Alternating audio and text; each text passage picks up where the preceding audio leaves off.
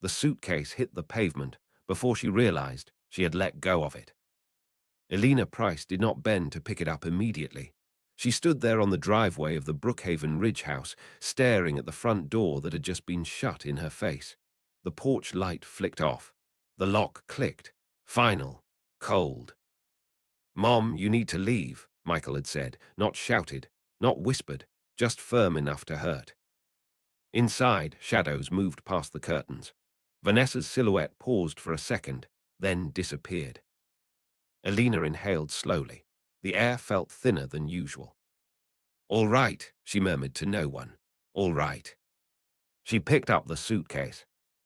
The same hands that had once carried a feverish child through the emergency room now trembled while lifting 20 pounds of clothes. 27 years ago, when Thomas Price's coffin was lowered into the ground, Elena had held 14-year-old Michael's hand and whispered, "I'll make sure you never feel this alone again." She had believed it. After Thomas died, grief did not pause to let her breathe. Bills arrived anyway. Tuition deadlines did not wait for morning. The factory supervisor had told her gently, "Take a week, then we'll need you back." She returned after 3 days. "You don't have to do this," her sister had once said. "Yes, I do," Elena replied. "He will not grow up small because I couldn't be strong." Michael never saw the nights she counted coins on the kitchen table.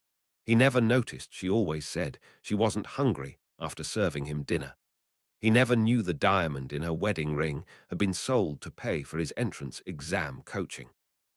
When he left for university in Halston Bay, she hugged him tightly and smiled. "Don't come home because you miss me," she told him. "Come home because you've succeeded." And he had succeeded. But success had not come easily. At 27, Michael called her one night, his voice shaking. "Mom, I messed up." She had been folding laundry when the call came. "What happened?" "I miscalculated a portfolio. It's bigger than I thought. They're talking about internal investigation. If this becomes public, I'm finished." "Breathe," she told him. "Just breathe." "I could lose everything. My job, my license. I don't even know how to fix it." She asked quiet questions, took notes, understood far more than he realized. "Let me handle something," she said calmly. "What do you mean?" "Trust me." 2 weeks later, the issue disappeared. The firm called it a contained adjustment. No lawsuit, no public scandal. Michael celebrated. "They decided not to escalate it," he told her proudly. "I guess they saw potential." Elena only smiled. Of course they did. He never knew she had secured a private loan in her own name. Never knew she used Thomas's remaining pension guarantees as collateral. Never knew she had signed papers that bound her quietly to a debt she would carry for years. She carried it gladly.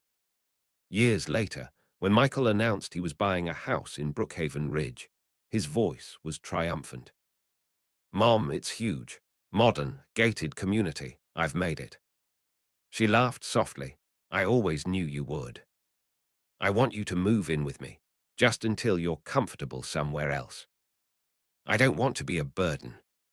"You're not," he insisted. "You built this." She sold her small apartment to contribute toward the down payment, transferred the funds without ceremony. "This is too much," he had said when he saw the transfer. "It's an investment in my son," she replied. The house was beautiful, tall windows, marble countertops, a wide staircase that curved like something from a magazine. Elena walked through it the first day and thought, this is what survival looks like. Then Vanessa entered their lives. Michael met her at a corporate dinner. She was sharp, articulate, effortlessly poised. When he brought her home for the first time, she hugged Elena politely. "I've heard so much about you," Vanessa said, smiling. "All good, I hope," Elena replied. "Of course." At first, things were smooth.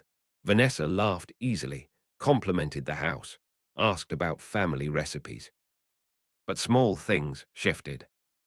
"I noticed you still manage Michael's doctor appointments." Vanessa said one afternoon in the kitchen. He forgets, Elena answered lightly. Vanessa's smile tightened. He's 32. Later that night, Elena overheard whispers. She still treats you like a child, Vanessa murmured. She's just protective, Michael replied. It's suffocating, Vanessa said softly. Don't you want space? The house began to feel different, quieter, tenser. Did you review the utility payments? Vanessa asked sharply one evening. I was only checking the mail, Elena said. Some boundaries would be nice, Vanessa replied. Michael's patience thinned slowly. Mom, you don't have to involve yourself in everything, he said one morning. I'm not involving myself, she insisted gently. You just what? He interrupted. She swallowed her words. The escalation was subtle, like cracks forming beneath polished tiles. Then came the night, everything shattered. Vanessa stormed into the living room, holding papers. She went through our files, she said, eyes blazing. I did not, Elena answered immediately. You questioned my credit statements. I saw overdue notices by accident, Elena said carefully. I was concerned. You think I'm irresponsible, Vanessa snapped. Michael's face hardened. Why are you digging into our finances? He demanded. I wasn't digging, I was worried. About what? He pressed. That I can't manage my own house. This isn't about pride, Elena said softly. It's about stability. Vanessa stepped closer to Michael. See, she doesn't trust you. Michael turned to his mother. You need to stop controlling everything. I'm not controlling. This is my house, he said firmly. My life, you can't keep interfering. She stared at him. Michael, you need to leave. The words had landed without warning. And now she stood outside, suitcase in hand, the house dark behind her. She had built his foundation. And tonight she was homeless. Ruth Henderson opened the door before Elena could knock a second time. Oh my God, Ruth whispered, pulling her inside. What happened? Elena forced a steady breath. He asked me to leave. Asked, Ruth scoffed, with a suitcase. Elena managed a small smile. It was firm. Ruth guided her to the couch. Tell me everything. Elena sat upright, hands folded in her lap like a schoolgirl explaining misbehavior. There were accusations. Vanessa said I was interfering. Michael believed her. And you, Ruth demanded. What did you say? I said I was concerned. Ruth shook her head. Concerned mothers are suddenly criminals now. Elena stared at the carpet. He said I was controlling. Ruth's voice softened. You gave that boy your spine, and he calls you controlling. The words hit harder than the eviction. That night, Elena lay awake in Ruth's guest room, staring at the ceiling. Silence pressed against her ears. She thought about the staircase in Brookhaven Ridge, the polished counters, the framed photographs. She had packed none of the pictures. Her phone buzzed once. A message from Michael. We need space right now. No apology, no warmth. She typed a response, deleted it, turned the phone face down. The next morning, Ruth placed coffee in front of her. You need legal advice, Ruth said bluntly. Elena blinked. Legal advice. I don't want to fight him. This isn't about fighting. It's about facts. There's nothing to claim. Ruth leaned forward. You sold your apartment. You funded his down payment. You carried loans. Don't pretend you're invisible. Elena hesitated. I never put my name on the title. That doesn't erase money trails, Ruth said firmly. And what about that old loan you once mentioned? The one you never explained? Elena's fingers tightened around the mug. It's irrelevant, she murmured. Is it? Ruth pressed. 3 days later, they sat in the office of Adrian Clark, a meticulous man with silver-rimmed glasses, and a voice that never rushed. So, Adrian said calmly, reviewing documents, you secured a private loan 7 years ago. Yes. For the benefit of your son. Yes. And you used pension collateral. Yes. Did your son repay you? No. Did you ever document the purpose of the loan? I was protecting him, Elena said quietly. Adrian nodded. Protection can leave paper trails. He examined the bank transfers tied to the Brookhaven Ridge purchase. You contributed significantly, he noted, from the sale of your previous residence. Yes. Were there written agreements? No, it was family. Adrian leaned back. Mrs. Price, family does not erase financial equity. Elena felt her heartbeat quicken. What are you saying? I'm saying your contributions may legally bind you to that property in more ways than you realize. And if the prior loan intersects with those funds, it strengthens your position. I don't want to take his house. I didn't say take it, Adrian replied evenly. I said understand your rights. Meanwhile, in Brookhaven Ridge, tension thickened. Michael paced the living room, while Vanessa watched from the kitchen. She's manipulating you, Vanessa said softly.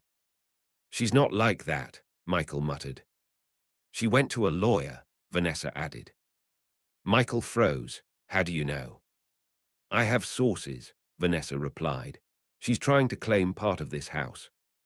She wouldn't. Wouldn't she, after you embarrassed her? Michael ran his hands through his hair. I didn't embarrass her.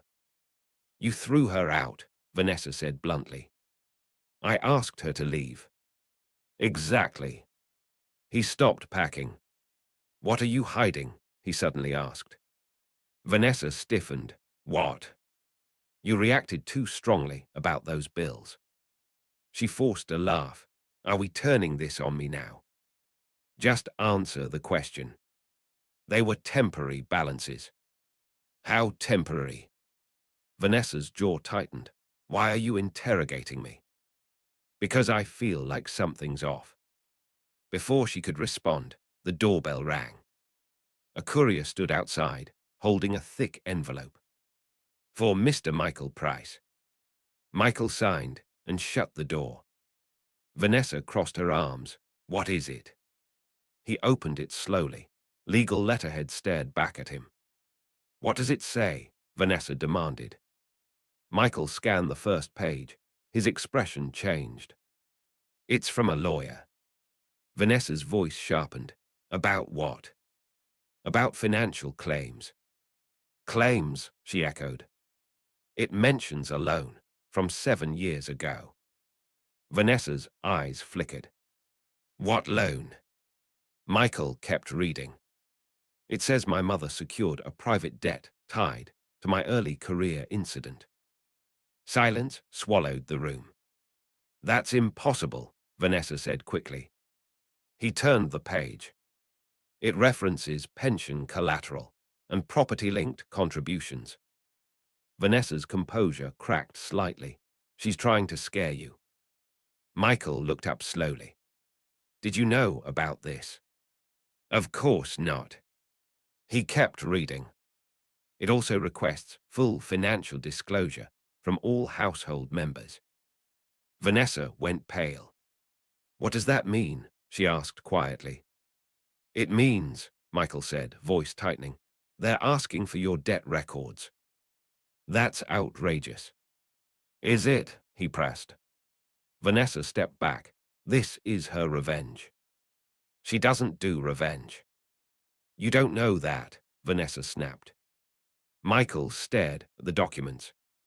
Loan amounts, dates, bank transfers, his signature absent, but his career incident clearly outlined. She never told me, he whispered. Vanessa grabbed his arm. You can fight this. He pulled away, gently. Why didn't you tell me about your credit cards? He asked suddenly. Her breath hitched. They're manageable. How much? It's not your concern. It is if it's tied to this house. Vanessa's voice rose. You're choosing her over me. I'm choosing truth. The room felt smaller. Michael looked down again at the legal notice. His mother had signed everything alone, carried everything alone, and he had told her to leave. Vanessa's voice trembled now. If you let her do this, we'll lose everything. Michael swallowed hard. We might have already. Michael did not sleep that night. The house felt cavernous without Elena's quiet presence. The hallway light she used to leave on was dark. The kitchen counter was spotless, but it no longer felt warm. Every room echoed differently. Vanessa lay beside him, awake but pretending not to be. You're overthinking this, she finally said into the darkness. Am I? He replied flatly. Yes, she's leveraging guilt. He turned toward her. You think my mother staged 7 years of debt to manipulate me? She's using paperwork to intimidate you. Michael sat up. Why didn't you tell me about the credit cards? Vanessa sighed sharply. Because you overreact. How much do you owe? It fluctuates. How much? He repeated. She hesitated too long. Answer me. 78,000, she whispered. The number landed like a brick. $78,000, he breathed. It's business-related expenses. You don't run a business. It's investments, travel, networking. Networking, his voice sharpened. With whose money? She shot upright. Don't talk to me like I'm irresponsible. Are you? Her eyes flashed. You wouldn't even have this house if it weren't for your ambition. My ambition, he laughed bitterly.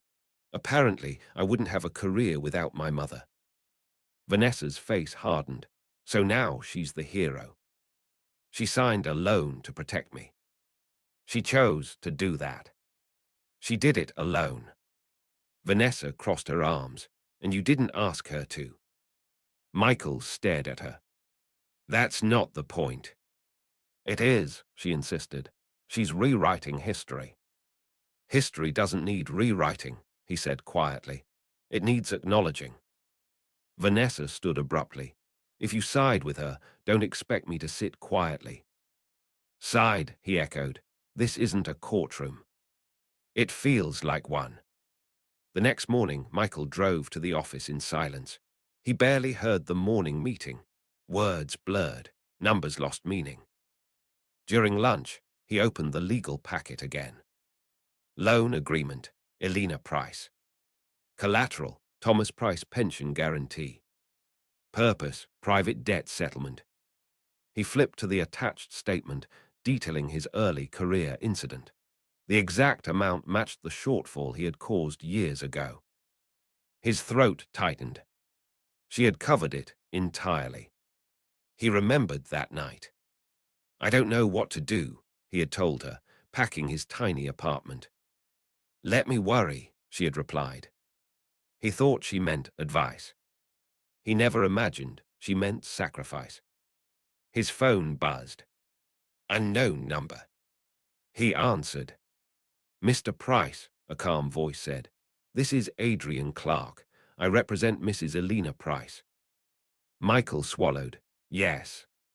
I assume you've received the documentation. I have.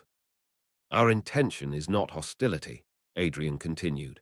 Mrs. Price seeks clarity and equitable recognition of her financial contributions. She wants part of the house. She wants acknowledgement of her investment. Michael closed his eyes. She could have just told me. She tried, Adrian said evenly. Silence stretched. There is also concern, Adrian added, about liabilities attached to the property through shared financial exposure. Michael's voice lowered.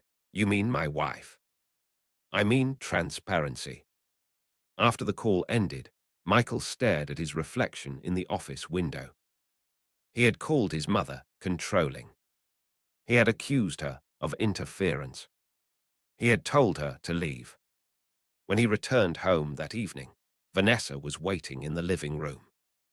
"I spoke to a friend," she said immediately. "We can counterclaim emotional distress." Michael blinked. Emotional distress. She humiliated us. She didn't. She's dragging our finances into the open. You dragged them into secrecy, he shot back. Vanessa's voice trembled. "Why are you attacking me?" "I'm asking for truth. I was protecting us. By hiding debt. By maintaining appearances." "Appearances," he repeated incredulously. "Yes, you think your clients would respect you if they knew we were struggling. We weren't struggling. We are now." Michael exhaled slowly. "Did you ever intend to tell me?" "I was managing it." "With minimum payments?" he asked sharply. Vanessa's eyes filled with frustrated tears. "You don't understand the pressure." "What pressure?" "To match your world, your colleagues' wives, their vacations, their wardrobes, their events. So you spent money we didn't have." "I spent money to keep us relevant." He stared at her. "You made me choose between you and my mother." "I did not." "You made her feel unwelcome." She was suffocating. She was stabilizing. Vanessa's composure finally cracked. "You're rewriting everything," she shouted. She wanted control. "She wanted security," he replied quietly. Vanessa stepped back, shaking her head. "If you acknowledge her claim, we'll have to refinance. We'll lose leverage." Michael looked around the house. The marble floors, the high ceilings, the art Vanessa insisted on buying. "What exactly are we protecting?" he asked softly. "Our life." "At what cost?" Vanessa's voice dropped. "If you choose her, I can't stay." The ultimatum hung heavy. Michael thought about the driveway, the suitcase, the porch light turning off. "You already made me choose," he said. Vanessa grabbed her purse. "Fine, handle it yourself." She walked out. The door slammed. Michael stood alone in the silence. For the first time, the house felt too big, too expensive, too empty. He walked into the guest room Eleanor once occupied. The bed was neatly made. The dresser still held a faint lavender scent. On the nightstand sat a framed photo of him at 14, grinning beside his mother on graduation day. He picked it up. "You said you'd never let me feel alone," he whispered to the empty room. And yet he had made her walk away alone. His phone buzzed again. A text from Vanessa. "I'm staying at my sister." He didn't reply. Instead, he sat on the edge of the bed and finally allowed the weight of everything to press down fully. The success he thought he built alone. The debt he never knew existed. The woman who shielded him. And the woman who hid from him. He looked at the legal documents one more time. Then he made a decision. He picked up his keys. It was time to face the person he had hurt. Michael didn't knock gently. His fist hit the door harder than he intended, as if urgency could undo what pride had done. Ruth opened it halfway, her eyes narrowing the moment she saw him. "She's resting," Ruth said coldly. "I need to see her." "Need," Ruth echoed. Interesting word. "Please." Ruth studied him for a long second, then stepped aside without warmth. Eleanor was seated near the window, sunlight washing softly over her silver hair. She looked smaller than he remembered, or maybe he had simply never noticed how much she carried. She turned slowly when she heard his footsteps. "Michael." Her voice was steady. That steadiness hurt him more than anger would have. He stopped a few feet away. For a moment, neither spoke. "I read everything," he said finally. She nodded once. "I assumed you would." "You paid for my mistake." "Yes." "Why didn't you tell me?" She folded her hands in her lap.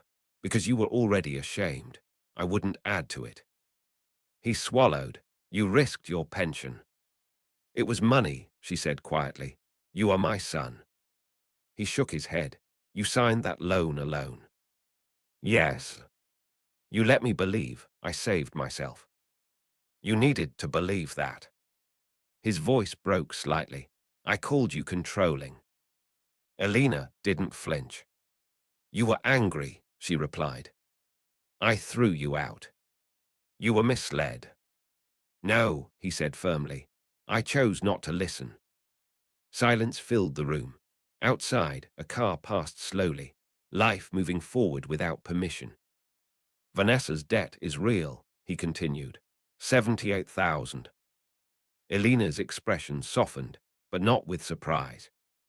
I suspected, she said. Why didn't you confront her? It wasn't my marriage. It became your problem. She gave a faint smile. Everything connected to you has always been my problem. He dropped into the chair across from her, exhaustion settling over him. She said, if I acknowledge your claim, we'll lose the house. Elena met his eyes. I don't want your house. You have legal grounds. I wanted security for you, she said gently, not ownership over you. He leaned forward. Then what do you want? Respect. The word landed, heavier than any legal document. You had it, he whispered. No, she said softly. You had gratitude. Respect is different. He felt the truth of that immediately. I thought you didn't trust me, he admitted. I trusted you, she replied. I didn't trust circumstances. I thought you were interfering. I was observing. I thought you were judging my marriage. I was worried about its foundation. He ran a hand over his face. I should have asked questions instead of making accusations. Yes, she agreed simply. There was no bitterness in her tone, just fact. I can fix this, he said quickly. We can restructure the loan, refinance, put your name on the deed. You can come back. Elena looked toward the window again. Michael, she said gently, I don't want to go back. His chest tightened. Because of Vanessa. Because of peace. He sat very still. I spent years building that house, he said. You built walls, she replied. A home requires something else. He felt that too. I was trying to be independent. Independence doesn't mean erasing the hands that helped you stand. His throat burned. I'm sorry, he said finally, not rushed, not defensive, just broken open. She studied him carefully, as if measuring sincerity. I forgive you, she said. The words should have brought relief. Instead, they brought ache. That's it, he asked softly. That's everything. You're not angry. I was hurt, she admitted. But anger is heavy. I'm too old to carry it long. He laughed weakly through a breath. You're stronger than I deserve. She shook her head. Strength is not a reward system. He looked around the modest room. Is this enough? He asked quietly. It's quiet, she said, and quiet is enough. He hesitated. Vanessa left. Elena nodded slowly. Sometimes truth rearranges everything. She said I chose you over her. Did you? I chose honesty. Elena's lips curved faintly. That's a better choice. He stood reluctantly. I don't expect you to forget, he said. I won't, she replied gently. But memory and resentment are not the same. He moved closer, unsure if he was allowed to embrace her. She opened her arms first. For the first time in years, he felt like the 14-year-old boy at a graveside, terrified of being alone. I failed you, he murmured against her shoulder. You learned, she corrected softly. After a long moment, he stepped back. Will you ever come visit? He asked. If invited properly, she said, a small spark returning to her eyes. He nodded. I'll make sure it's a home next time, he promised. Make sure it's honest, she replied. When he walked out, Ruth was waiting near the door. Well, she asked. She forgave me, he said quietly. Ruth studied him. That's more than you deserved. I know. He stepped outside into the afternoon light. The world looked unchanged. Cars passed. Children rode bicycles. Life went on without ceremony. Back in Brookhaven Ridge, the house stood tall and silent. Michael entered slowly. The marble floors echoed again. He walked into the living room and looked around differently this time. Not as an owner, not as a success story, just as a man who had misunderstood the cost of his comfort. He picked up the framed photo from the guest room and carried it downstairs. He placed it on the main mantel. Not hidden, not secondary. Visible. Then he sat down in the stillness and allowed humility to settle fully into him. Across town, Eleanor arranged a small vase of fresh flowers near the window. Sunlight filtered through sheer curtains, gentle and unassuming. She had not lost everything. She had lost illusion. And in its place, she had chosen dignity. She sat down with a cup of tea and closed her eyes briefly, breathing in peace that did not depend on square footage or shared titles. Love had survived. Trust would take time. But she no longer needed to prove her worth through sacrifice.